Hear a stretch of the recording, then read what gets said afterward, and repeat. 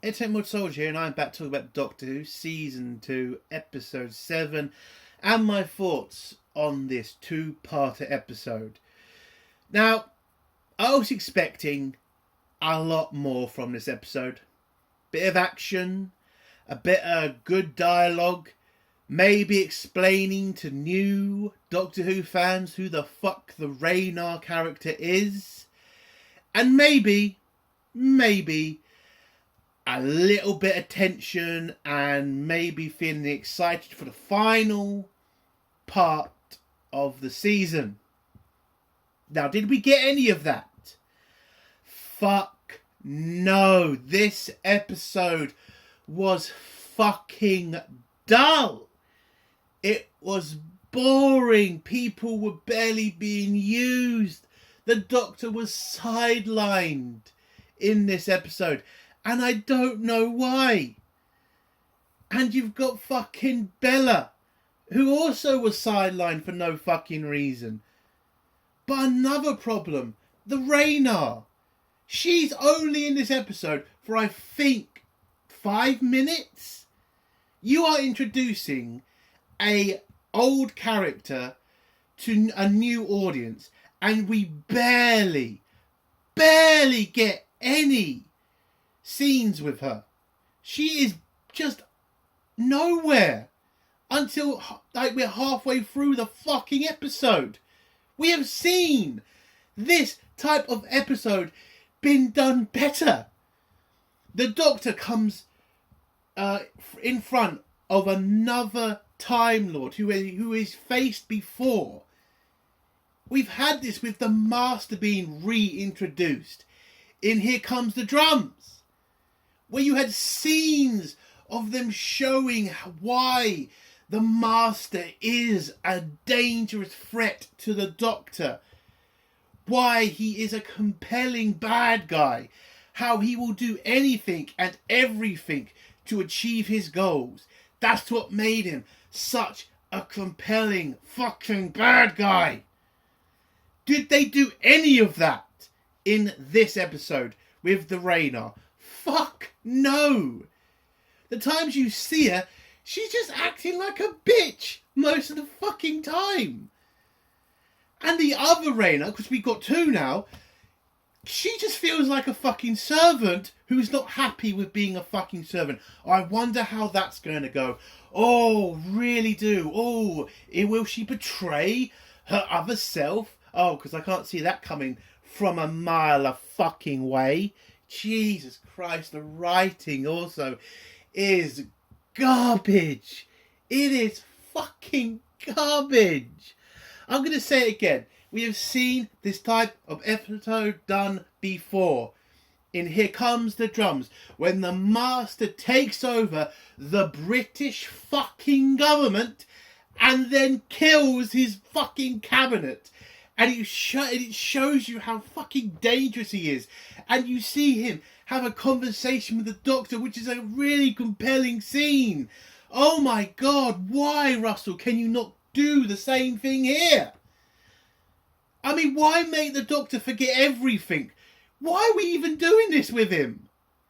You don't have the Doctor and the fucking Raynar have a conversation like that to also explain to the new audience, the small new audience, who she is? Like, if you are a new fan of Doctor Who, or even if you've only watched from 2005 to here, you still don't know who the Raynar is. You have to explain her more. You've got to tell them who she is. I know who she is, but some fans won't. All they're going to think is this is just another rip-off of the Master. When that is not what the Raynar is. She is a different bad guy to him. And if some arsehole says to me, well, she did kind of explain how she does care about life to the Doctor in the end. What? That's a 2-second fucking phrase. That's a 2-second fucking conversation. That's not enough time. There should have been a full conversation between the Doctor and the Raynar, explaining the past, not just showing fucking clips from the old fucking episodes, you've got to go into detail about it. Like they did in Here Comes the Drums. They didn't tell you the Master's full fucking backstory, but you knew enough. You knew that these two were old friends. You knew these two had fought before. You knew the Master was a fucking threat. And it was just simple. You didn't need to go into massive detail. You didn't have to go over the top. You just had to have the conversation.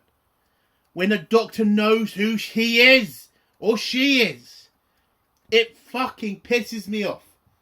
Because Russell can do this. He fucking did it. But let's get on to the most ridiculous part of the fucking episode. The sidelining of the Doctor. I don't know why we're doing this. Like, why did you need to have the Doctor in this place in the episode? Like, I get they explain it like they need him to have doubts and shit, but come on. What the fuck? They have done this also better in past Doctor 2. Family of Blood. When the Doctor has to be a human and you've got a compelling story with David Tennant having to be a teacher in the 19th century and having to live in that world, and sometimes he's questioning it, and he's got Martha there protecting him and that whole relationship there. Like, it was just, and the relationship between him and the nurse. Like, it was fucking a fantastic episode. And David Tennant did a fantastic job playing John Smith in that episode. It was great. In this, it felt like a fucking joke. It really fucking did. I don't know why they did it. It was unnecessary. It really was. And it was the dullest part of the fucking episode. Every time the Doctor came on, him just acting like a complete twat. That's all he was. How am I supposed to be interested in that? And if some arsehole says, well, they're building up to something. Son of a bitch, they did that in Family of Blood and he fucking was great in it. That is not an excuse for bad writing. You can write the Doctor as a human. They've fucking done it. And it was on Russell T Davies's watch. Oh my god. Should I even bother talking about Bella? Like, she's also in this episode for a couple of fucking scenes, but that's it. She's not a compelling character.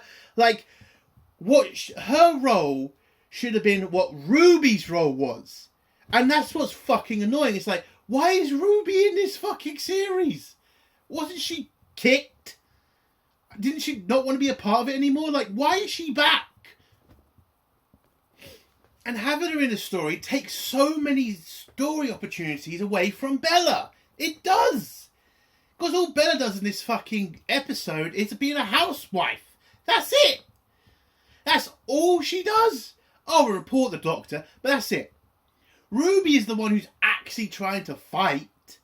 Even though it's kind of a really crap fight, but at least she's doing something.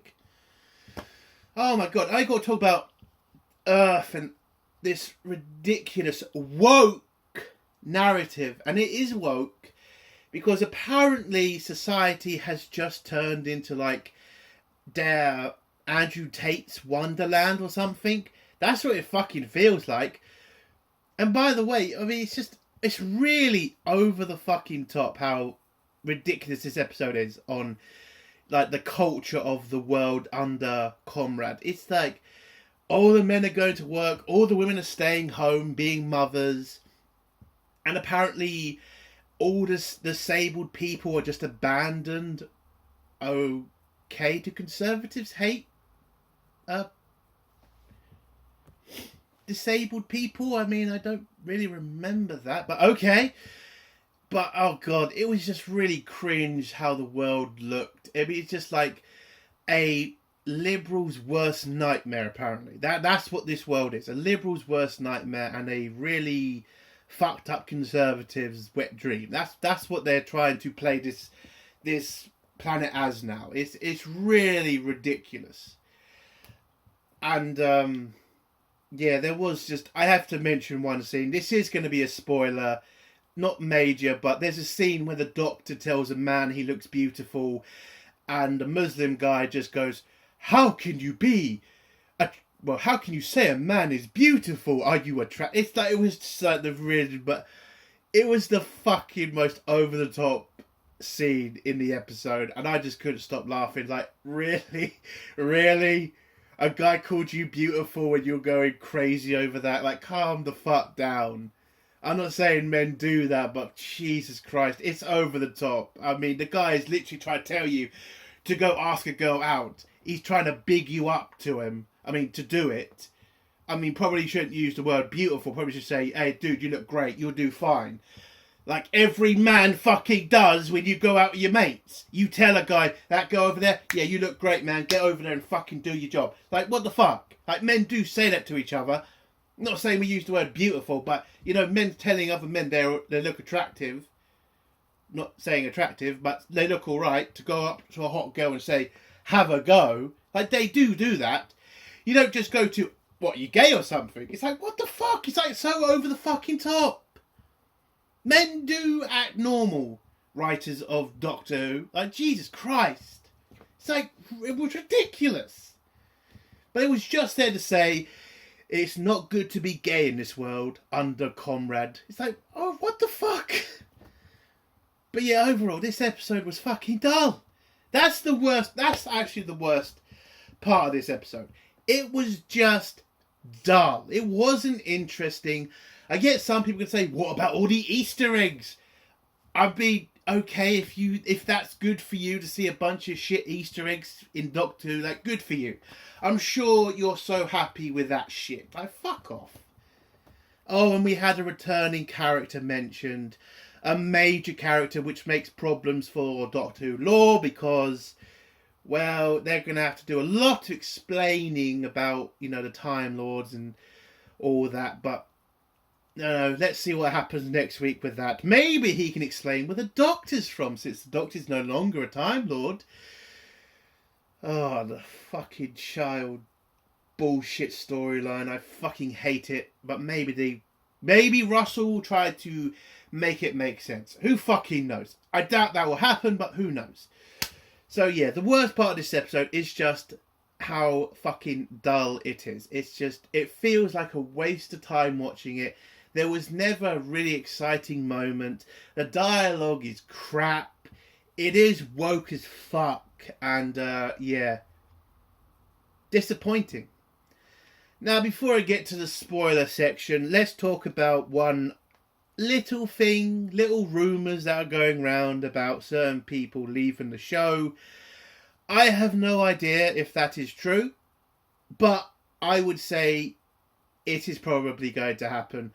I don't know what happened with Ncuti Gatwa and the BBC, but something has happened between them because of the whole Eurovision shit.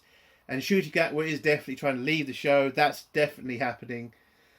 I don't know if it's well, that's definitely happening, but I don't know if I care anymore. I don't think Doctor Who survives. I think it's done. The ratings have gotten worse and worse. The bumps that they usually get in the middle of the season have just been, well, they've just not happened. So, listen, I don't really care anymore what happens with Ncuti Gatwa. Listen, I think he got dealt a bad hand. Okay, I don't think Ncuti Gatwa is a terrible actor. I don't. I think he's okay. I think he had the right writers. I think if he had the right Doctor format, he would do all right as a Doctor. Listen, he would never come near David Tennant. He would never come near Christopher Eccleston. He would never come near Peter Capaldi. But he is up. But I will say, if he got in the right episodes, if he had gotten the right writers, I think he could have come close. So that's all I'll say on those rumours. And as for what I give this episode out of 10, I'm giving it a big fat 0. It's a terrible episode. I could care less what happens next week. Yeah, telling us about a returning bad guy who's a major, god to the Time Lords. Yeah, sure, whatever. I don't really give a shit. I really don't. Because they've already shown they just don't know how to write Doctor Who anymore. And yeah, that's it for me. So let's get to spoilers now. If you don't want to hear spoilers, leave in 3, 2, 1. So this episode is basically about how the Raynar took over the Earth. Well, they show us the world controlled by Connor, or Comrade. So apparently Comrade has somehow taken over the world with the help of the Reynard girls. Now they have given him absolute power by giving him a magic baby. I'm not even fucking joking. They have literally given him a magic fucking baby who is the seventh child of a seventh child.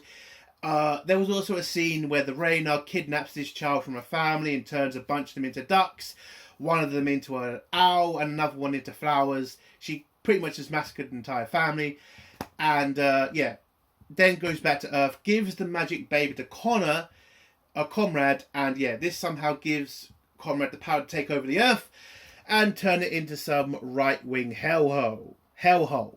Well, for the leftist who hates everything the right-wing do.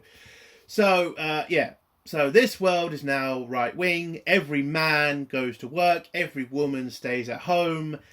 And all the disabled people and gay people and trans people are all ignored and left to live in ghettos, apparently. Because there's a little side story with Ruby going around areas of London, bumping into the woman in a wheelchair who used to work for UNIT. They have a conversation with each other, and then they both decide to start a revolution that's going to be led by the disabled. Okay?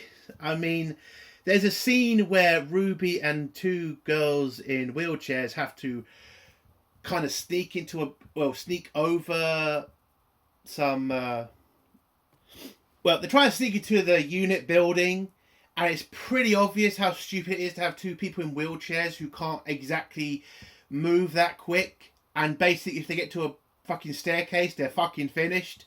And Ruby does make a joke about it, and it gets called an ableist, but what the fuck are you talking about? I mean, she is right. If there's a staircase, you are pretty much done, girls. No offence, but that's reality. But Ruby in this episode, because she's in this episode, she's going to start a revolution with the disabled people and the trans people, and I think a couple of gay people, to bring down Comrade, to free the Earth from his power, apparently. Also, throughout the episode, you see Comrade telling stories of Doctor Who. I don't know why Comrade keeps calling the Doctor Doctor Who. Why not just call him the Doctor, like he always is called? It kind of felt a bit stupid every time he says that. It's like, I get it, try to tell a story, but the character is called the Doctor, not the Doctor Who. That's the show name. It really felt like bad writing to me, that whole part. But anyway, so the Doctor is then introduced, sleeping in the same bed as Bella. They are now a married couple with a child. And I kind of fucking just thought this was hilarious because, Shuti Gat was gay, so that's fucking interesting. How did that happen? Oh, shit. But, so they're in a relationship. The Doctor then watches some TV with Comrade talking about Doctor Who. And Bella's making him some breakfast, I think. And then the Doctor puts down his mug of tea and it falls through the table, which was very weird. And that's something that keeps happening throughout the episode. People putting stuff on tables and then it falling through the table and breaking on the floor. The Doctor then goes to... Well, before he goes to work, he has a visit from Ruby, who starts questioning him about, do I know you? Are you the Doctor? And then she gets threatened with being reported to the police about doubt, because doubt is very dangerous in this world under Comrade. And then the Doctor just tells her to fuck off. We then see another returning character. I fucking forgot her name. I'm sorry. I couldn't give a shit at this point. It's one of his other fucking companions from years ago. She's living next to him, single, alone. Very depressing life if you kind of think about it. And then he goes to work. Then he has the funny scene with the unit Muslim guy who calls him out for being gay, and then the Doctor desperately tries to deny it. So, no, dude, I was just trying to get you to ask the 50 or 60-year-old white woman out. Like, Jesus Christ, you'd have a shot, dude. She is old. You have a shot. Oh, for fuck's sake. It's just such a stupid fucking scene. It really is fucking hell. It's over the top, okay? It was really over the top. And then we are finally introduced to the Raynar on this world. And everybody sees her as a god and how powerful she is. And then the Doctor does one little mistake. Who the fuck is she? And then everybody just stares at him like, you don't know who the Raynar is? How could you do this? How are you alive? And shit like that. It's like, fucking hell, people, calm down. And then the Doctor just desperately trying to tell everybody, no, she's just fantastic. Don't fucking kill me over it. And then the Raynar gets to a fucking, what is it? Skeleton Palace, whatever the fuck it is, and tells her other self. And by the way, they don't explain in this episode why both the Raynars, well, one of the Raynars is taking orders from the other one through the bi-generation shit. Like, why are you taking orders from her, White Raynar? I got a call of the White Raynar. They didn't give her another fucking name, did they? So, and look, throughout the episode, you can tell it is getting to her being ordered by her other self. And again, it is obvious that she's going to turn on the other Raynar. That's fucking obviously going to fucking happen. You can see that coming from a mile of fucking way. But yeah, the Raynar returns. She asks about the progress of the doubt in the world, and the other Raynar says, oh, it's getting there. We're pretty close to finally having enough power to get our plans to start working, whatever. She also gives us some meat to make a sandwich for Conrad, because Conrad's now also starting to have doubts about the world he's created and shit. And it turns out, yeah, we get told that the baby is also a god because it has special powers. And then you kind of see a really weak moment with Conrad having a hug the Raynar because he kind of feels really depressed. But this is the world you wanted, Conrad. You know, the world that you were fighting for. Men at work, women at home. You know, apparently all the disabled people kicked out of society. It's like, this is the world you wanted, dude. Are you not happy? Are you not proud of what you've created?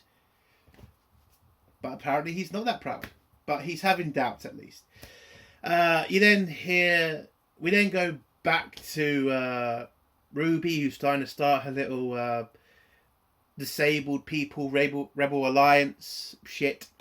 And they make a plan to kind of hack into Conrad's signal to tell the world how bad Conrad is and to get people to rise up against the New World Order and all that shit.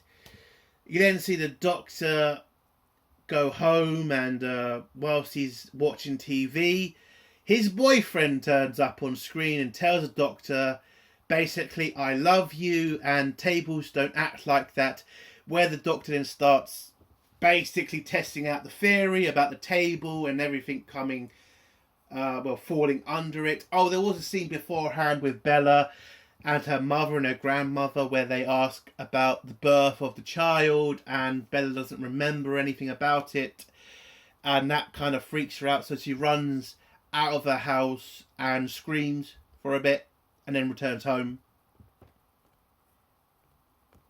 But yeah, back with the Doctor doing this whole test. As he keeps testing about the mugs falling through the table, Bella asks what the fuck he's doing, and he just says, I got a message from a dude on the TV about how the tables don't work right, and I'm testing it out. And then it turns out the Doctor is having doubts. So Bella goes and reports him to the police. The police send people to go arrest the Doctor. But then Raynar, the white one, goes down like a police uniform and arrests Bella as well for having doubts. Turns out Bella was reported by her mother. By the way, can we give credit to Conrad? Now, I guess some people are going to say, what do you mean give credit to Conrad? Hear me out. Yes, Conrad is probably anti-disabled people, anti-gay, anti-trans. But he's very compassionate with diversity. He hasn't said that the whole country needs to be white, because it's very multicultural still. I mean, we got to give him credit for that. At least Conrad is not a racist. It just really feels weird. Like, apparently this guy is like, ultra right wing and he's ultra, old world, but he's also good with having multicultural society. You gotta give him credit for that. It's just if we're gonna go all the way with Conrad being ultra right wing, I mean, wouldn't you think he would have a problem with diversity? I'm just saying, it just really I just kind of felt about that now. It just felt really fucking weird that Conrad is just very open to having a multicultural society. It's just funny to me. You're trying to make him this really, anyway. I thought that was funny, but anyway. So the Doctor gets arrested, Bella gets arrested, they get brought up to the Raynar's palace, where the Raynar starts to talk to the Doctor and tell her plan, which is kind of ridiculous since the Doctor has been, had his mind wiped or something.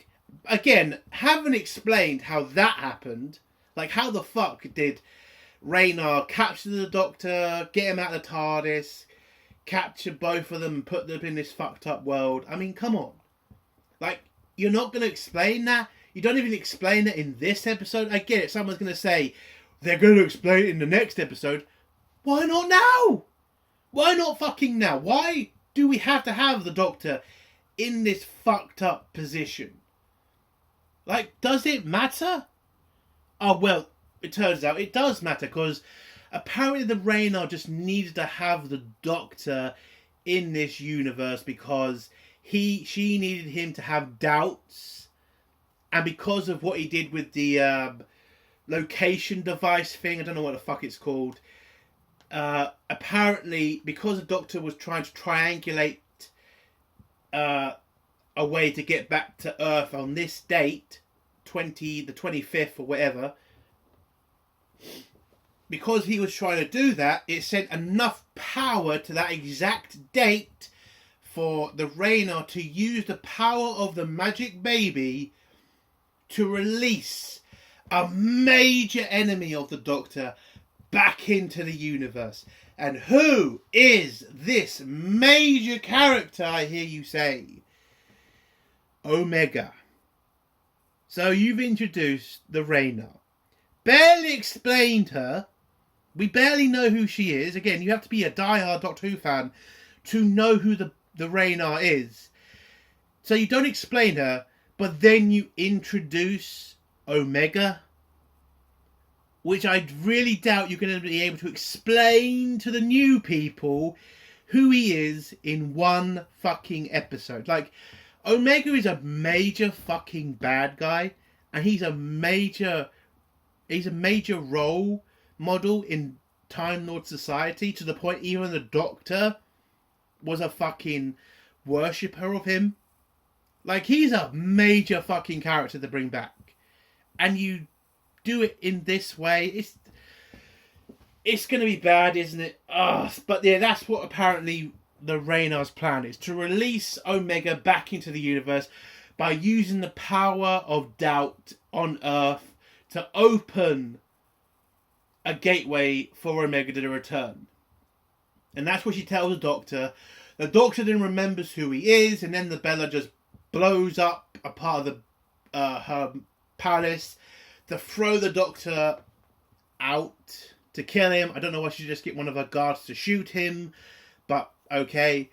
And then the episode ends with London falling through some universal shit. And the episode ends with the Doctor flying down to London. To his death, apparently. And that's how the episode ends. It was a shit episode. It was a dull episode. But at least we're finally near the end. And from what we're hearing from all the leaks, from all the rumours, Doctor Who probably ain't coming back. So, yeah. A 0 out of 10. Not really looking forward to next week's episode. This episode didn't hype it up at all for me. And yeah, I'm just annoyed that these types of episodes have been done better 10 years ago by the same guy. But yet, we have just fucking got nothing from him now. RTD could have came back, could have written great stories, could have brought Doctor Who back, but he went down this shit woke path, and yeah, Doctor Who is going to pay for it, unfortunately, and it is going to be sad to see it go. But yeah, that's the end of my review. If you like this review, give it a like. If you dislike this review, give it a dislike. And if you like my content, do think of subscribing. And if you have a comment, leave it below and I'll try to get back to it. Entertainment Soldier. Bye.